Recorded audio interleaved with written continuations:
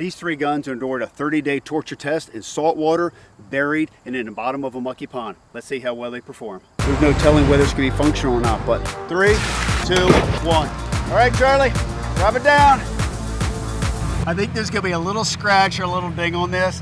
Right, for the first torture test here of the Encore, so you got a brand new Encore straight out of the box. Can it withstand the environmental effects it's going to experience inside the field? So we're going to bury this now. Charlie's dug a little hole here, got a bunch of dirt. So we're going to go ahead and put the gun right here. Now, if you notice, there's nothing on the muzzle here. There's nothing inside the action. Everything right there. I mean, it's just like it's going to be in the field. So we're going to bury this for 30 days. So you're going to take that load of dirt and he's going to drop it on that gun right there. But it's just not the dirt and the sand and all that. You can see there's a lot of sand inside this dirt here. But it's the effect of over 30 days. It's going to rain, temperatures are going to change, all this. People are going to be driving over this, so it's going to create pressure. So you can see we got a lot of dirt work going on here. So when that track loader comes across this, what is going to be the effect in 30 days on this gun? Then we're going to dig it back up, we're going to clean it off, and we're going to fire it. And then we're going to take it apart and just see how well the Encore performs in the most difficult conditions. This one being our dirt test. All right, Charlie, drop it down.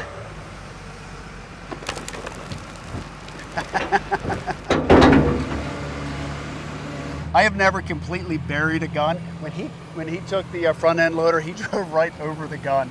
I mean, that thing is 2 feet in the ground right now and it's packed solid. Like I said, it's gonna sit here for 30 days. It's gonna rain on it. We're gonna drive across it with equipment. We'll dig it up with a shovel, see if it performs. All right, just so we know where to dig it up. So this is our pond test. So I'm gonna take this rifle here, and it's a shame because it's in 300 blackout, which is a very hard to get caliber right now. And we're gonna toss it into the pond and we're gonna let it sit there for 30 days. And obviously it's going to drop into the silt. It's gonna be covered by mud. So it's kind of like our dirt test on steroids because all that silt's gonna be covered and there's a high iron content in this water. So I don't know what that's going to do. So even though this is stainless steel, it's not stain proof. So it'll be interesting to see what the iron does to the gun here. Does it start to rust? You know, what happens to the internal components, and of course what happens when all the silt gets up in the trigger mechanism. So I have no idea. When we sit it here, have this thing sit for 30 days, there's no telling whether it's gonna be functional or not, but let's give it a toss.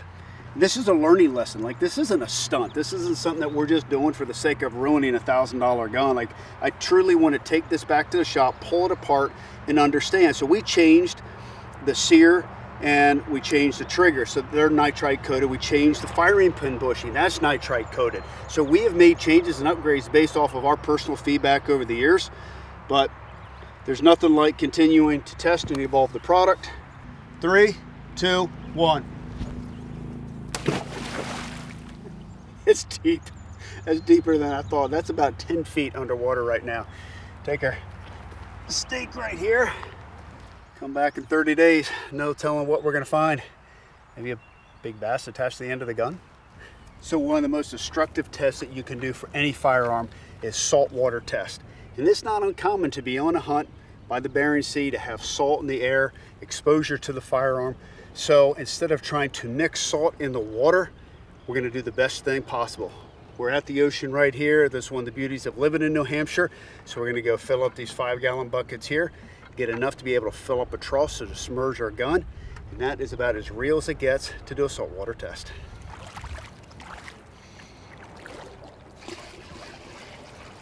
Get a couple more buckets. I think that'll be just enough to submerge the gun.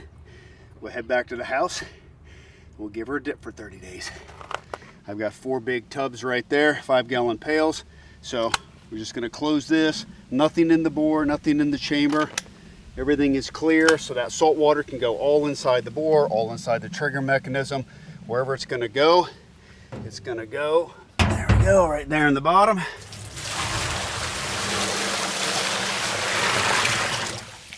All right, we have all 3 rifles submerged. We'll wait 30 days to see how they fared.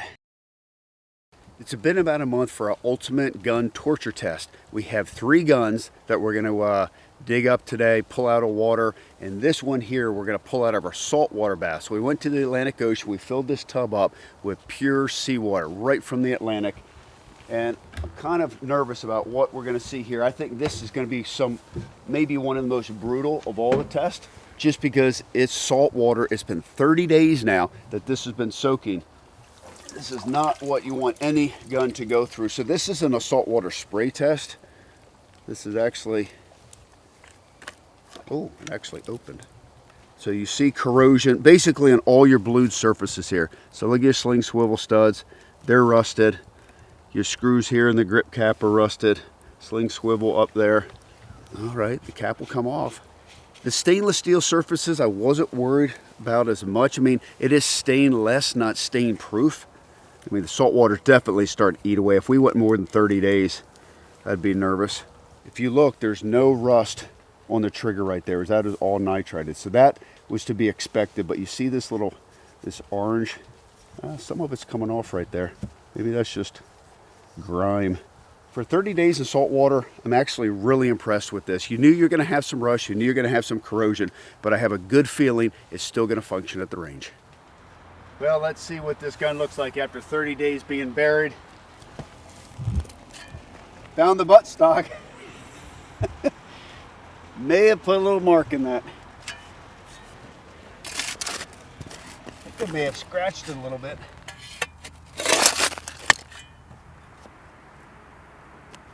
You look at the imprint in the ground.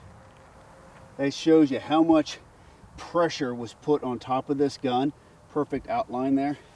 See, everything is caked into the hammer, into the trigger right there. Moisture on the bottom. It's obviously a lot of rain during this period. Rust is really not that bad. A little bit of rust on the cover there on the end for the thread protector. But look at that, really the stainless, despite all that pain that we've got during this period, it's not horrible. A little gritty, nothing that we can't wash off. Definitely there's a lot of sand inside that trigger. I mean, it cocks, it fires. We're gonna have to get in there and clean that off. But there you go. Encore buried for 30 days in the ground, in the sand, in the gravel. Really, overall, super pleased. So I'd say we washed this off. I feel more than confident with loading this up and taking a shot. All right, this was the last of our torture test. What we did here is we took the Encore, we tied the string around the trigger guard, and we tossed it into the middle of this pond. Now this is a natural spring, but also a big drainage area, and you can see, looking at the coloration on the dirt, there's a lot of iron in this water right now. There's a lot of ledge in this area, so I have no idea what we're gonna deal with. Plus, you have the natural sediment, it's covering the gun. You see all of this aquatic vegetation. This could be an embarrassing moment right here. Of course, I'm dragging it across the bottom as I'm bringing it. There you go. 30 days, completely submerged, underwater. As I said, there's a lot of aquatic vegetation under there. Overall, not horrible. A little bit of rust. Obviously, any of your areas that had, just blued steel here, they all rusted just from that iron content. I think a lot of this will clean up right there. Let's see how she opens. Oh, open clean. Not even a problem. Bore's clean. Actually, of all three, this gun opens the best from a locking mechanism. We don't have a lot of sand and grit. We have more mud, from the bottom of the pond and aquatic vegetation, but I think with just a little bit of cleanup, there shouldn't be a problem. The fire, some rust at the end here, so you can see where it was laying on the bottom of the pond.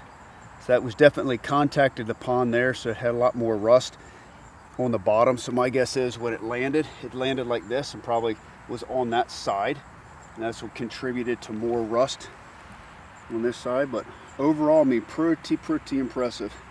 We've got all three guns now recovered. One out of seawater, one buried after 30 days, and one tossed and laid in the bottom of the pond for 30 days.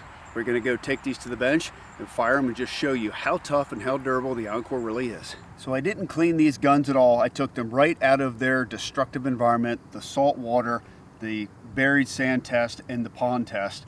So this was our saltwater gun. I see a lot of corrosion. It definitely is the stickiest opening and closing.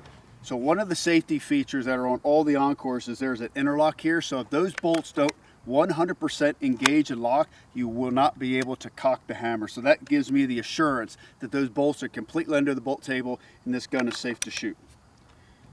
All right, 308 saltwater test. Chamber's fine, closes fine, I feel good.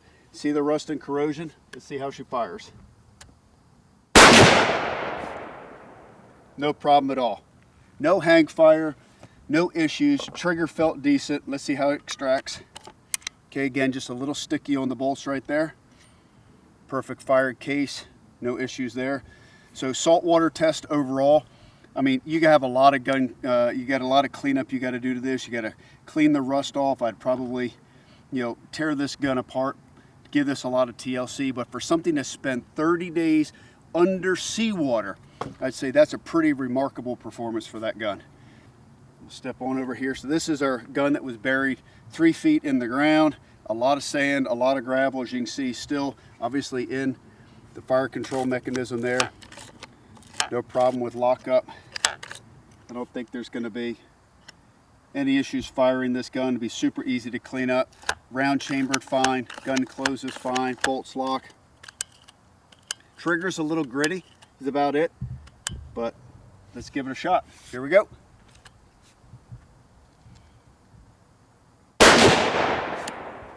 Again, no hang fire, beautiful. You saw a lot of dirt and sand kick off when I did that. A little bit more difficult to open up. There's a lot of sand and a lot of gravel inside the trigger mechanism here. If I pop the barrel off of this, I could definitely get in there. I could take some compressed air, blow all that out, probably pop the firing pin bushing out. But this gun would be very easy to get back to functioning condition. But it went through a lot of abuse, spending 30 days buried underground. All right, last one is our pond test. This actually was a gun I was going to be most worried about, just because there's so many varying environmental conditions, because you have the water, you have the sediment, you have all the aquatic vegetation. But it definitely, the bolts lock up, there's nothing dragging there. I got a lot of mud in the trigger right here, if you can see. So I'm not 100% sure how all that's going to fire. This may take a couple shots to get all this mud out of here. Look at this, look at the mud coming out of this right there. See that? This is why we're running it down. Even though I looked down this bore and there wasn't a bore obstruction, you see the mud in that. That's why you always have to make sure your bore is clean. Typically I carry something that's easy to clean like this in my pack when I'm hunting, because if I'm ever, drop the gun in the mud, slip and fall, I can run that through, just make sure the bore is not only completely free of obstruction, but it's free from any dirt and grime. Definitely a lot more cleanup we got to go through on this gun. We got a little bit of rust. The most important thing is, how does it function? Cartridge goes in the chamber fine. Chamber closes really well. Cock, interlocks trip.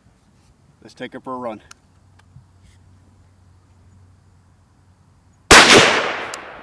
Perfect. No hang fire, no issues.